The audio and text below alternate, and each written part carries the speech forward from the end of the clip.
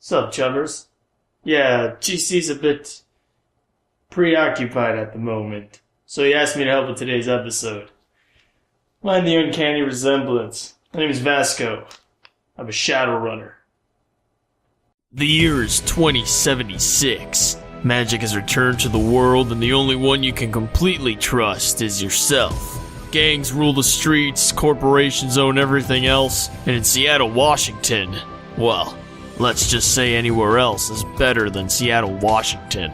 There are those that work in the shadows, men and women of various talents that'll do the dirtiest kind of work for a price. Whatever it is usually doesn't matter as long as the money's good, and the money is always good.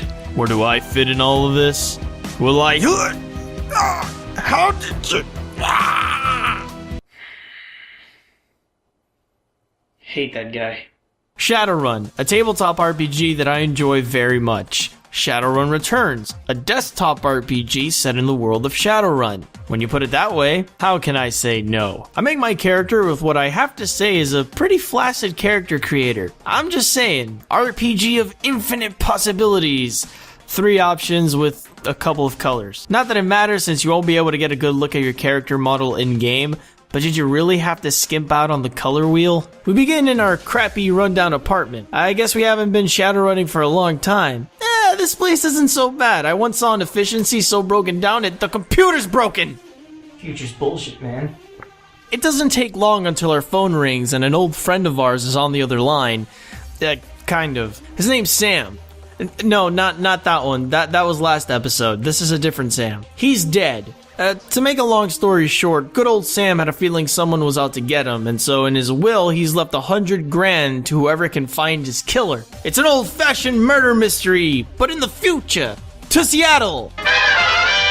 Like all good detectives, our first step is to visit the coroners to examine the body and, of course, the victim's wallet for his money. Look, if he's dead, he don't need the bread. I'm only doing the Scooby-Doo nonsense so I can get myself a new computer. We make buddy-buddy with the coroner Dresden. He does us a solid, tips us off to where the crime scene is, and lets us take a look around his office. We get some med kits, more cash, and a live person inside a freeze locker. What the hell, Dresden? You running some freaky hotel here or something? Dresden's bed and breakfast. Our food is as fresh as our cadavers. This is James Armitage, and he was the last person to have seen the victim, whose name I've already forgotten. He'll take us to the crime scene, but he'd like some help getting rid of a local gang first. Here's the easiest way I can explain the combat in Shadowrun Returns. It's like XCOM with a hell of a lot more to work with. Every character you control has a set number of action points that consist of a turn. Objects in the environment provide different kinds of defensive cover, ranging from you're basically naked to impenetrable coffee table of doom. And all your attacks are dependent on an average percentage to hit or miss. The multitude of abilities stretched across a very extensive set of skill trees makes combat mechanically as well as visually interesting because you come into contact with a lot of different character builds. For instance, I'm a shaman, so I can summon spirits out of the environment to fight for me, and as I'm doing that, there's a mage flying spells, a hacker in the middle of their own combat scenario inside a mainframe, and a street samurai hacking and slashing their way through the battlefield. Go one step further and you start noticing the difference between a pistol and an SMG, between a fire spell and a mana bolt, and the difference between a shaman's summoning abilities and his conjuring abilities. I was never bored in combat, and the difficulty of winning kept me focused and invested in the gameplay. It's not a walk through the room as people throw themselves onto your bullets to die kind of game. It's hard enough that you're forced to think about your decisions and be tactical, but that doesn't mean Shadowrun Returns is lacking in bullshit mechanics working to provide you with some unfair situations. It's not about the hit percentage system making most of my shots miss. I've played enough strategy games that I'm desensitized to that. I can even look past the complete absence of cover in some places that force you to walk directly into fire to advance through the level. That's fine. What I can't stand about this game, and about tactical games in general, is the lack of an undo button. I'll concede the need to make fighting actions like shooting people or casting abilities permanent, and any movement preceding that likewise, but I should be able to undo movement actions that don't affect either side outside of the fight, and this is especially true with this game's interface. A major flaw in Shadowrun Returns gameplay is its fixed camera perspective and finicky controls. In a situation where you want to move a character behind another, you can't easily select tiles behind a character on screen, and depending on how large they are, this affects the problem to varying degree. Because you can't rotate your camera for a better view, it can be extremely irritating trying to click behind somebody only to accidentally shoot them, or even worse, move your player out of cover to just stand next to the enemy in a wide open spot. The game also uses this really weird line of sight system, and the fixed camera again makes this more of an issue than it should be because you can't accurately determine what the line of sight is. You can move your character to where you think they have a clear shot, only to learn you don't and waste an action point in the process. And again, let me remind you, no undo button. Is it enough to make me quit playing? Once or twice. Is it by itself something painful to play around? Yes! God, yes! At the crime scene, we discover a few items the police left behind, including one receipt for a bar named the Seamstresses Union with the server's name, Coyote. You know what? That didn't feel right. Hold on. Coyote. A quick visit there reveals that the server in question, and currently our only lead in this investigation, has been missing for 2 days. So like true homicide detectives, it's time to break into her apartment and look through all her shit. You know, for clues. And money. A search through her computer helps us learn that Coyote was supposed to be meeting her boyfriend Paco out by the farmer's market today. Let me get this straight. Sam Watts, Dresden, James Armitage, Coyote, and Paco. Did the name guy call in sick that day? Unsurprisingly, Paco doesn't know his girlfriend's been missing, and with a name like that, I'm not surprised no one told you. But he does know where she most definitely is. To the drug den! There's a lot more to this game than just fighting. A Shadowrunner, and coincidentally a detective, has to know how to talk their way through certain situations. Dialogue plays a central importance in Shadowrun Returns, and it makes up the other half of the gameplay, along with exploring your environment for hidden bits of information and completing side objectives that require a little extra detective work. Special dialogue options are available in conversations if you have the stats for it. The choices are very particular and varied. Not every conversation has the opportunity to make a special choice, and there are so many skills that you can level up that when there is a special dialogue option, chances are you won't have the ability to use it, making the moments when you can use them all the more rewarding and memorable.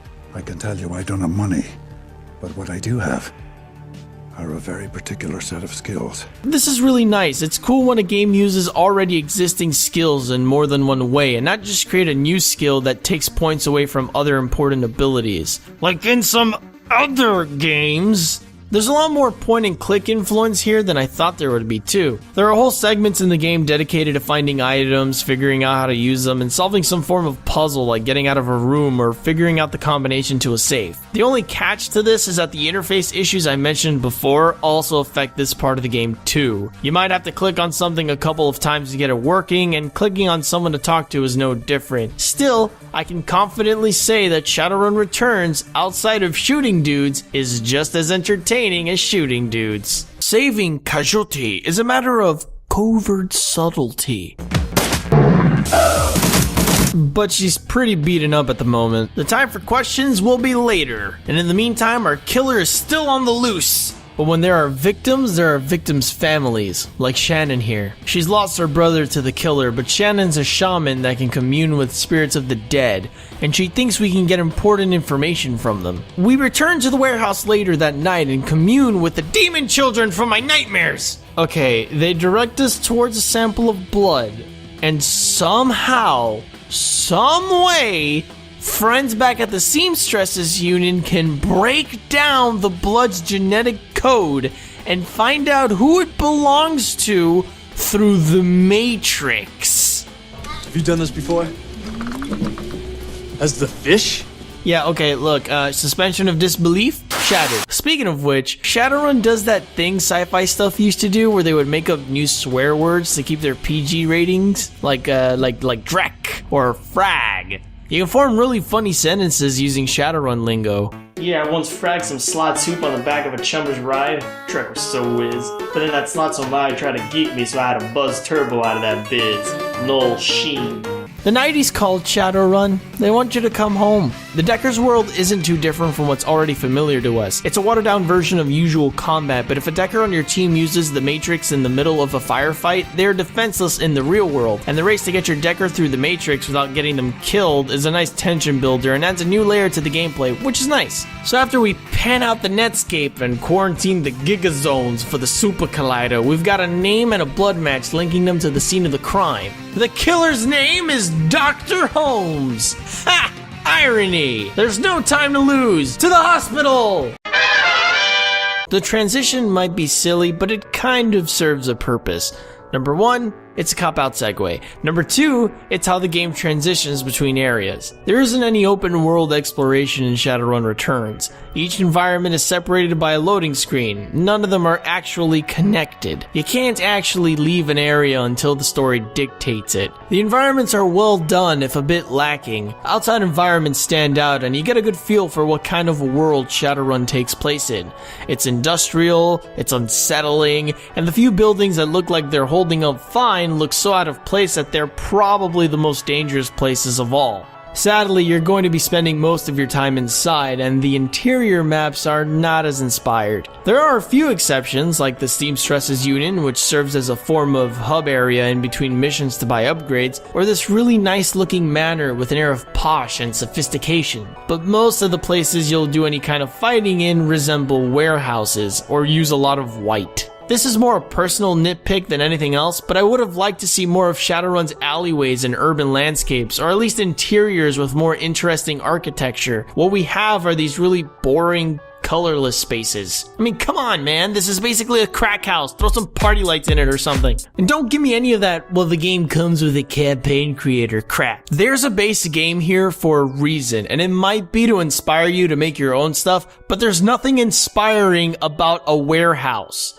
Unless you're like a box or something. Alright, Holmes, the jig is up. It's over. Let's make this nice and easy. Shit! He's on the run! After him! There's no time for that! Once we take Holmes down in a triumphant boss battle, which isn't really any different from the rest of the combat we confront him with the crimes he's guilty of. He admits to killing Sam Watts, but he was taking orders from someone else. Was it Casualty? Is it James? Or is it this person I never introduced to you? Nah, you get the point. There's plenty left to do in Shadowrun Returns. An expansion, a Steam workshop littered with user-created campaigns and stories, and a level editor so you can make your own. Not to mention the other half of the base game's campaign. Sorry folks, I got one rule. I don't spoil the end to detective stories. All in all, Shadowrun Returns is a great game that's hindered by a few technical problems, but overall is an engrossing experience. It strikes a good balance between tactical combat and old-school adventure game puzzle solving, and ties the two together using RPG elements that affect both. It needs a little bit of polish and a few tweaks to the interface, but if you're into sci-fi, Shadowrun, or just have an affinity for good tactical RPGs, give it a shot, you'll like it. But until next time everybody, my name's GC, always remember that you are amazing, and keep on playing positive. Anyone know how to get rid of a dead body? A little bit of peroxide usually does the trick. Hey there amazing people, thank you for watching my video on Shadowrun Returns. It's one of many videos I have here on my channel that you can take a look at. If you don't feel like searching through it, you can click on any of the two that I got right there and it'll take you straight to one of them. Please let me know what you think of my content, as I'm always hoping for feedback from you guys by leaving me a comment or messaging me, however you fancy. And feel free to drop me any questions and your own thoughts about Shadowrun Returns in there as well. And of course, like, subscribe, all that stuff is appreciated as well. Always remember that you are amazing, and I'll see you all next time.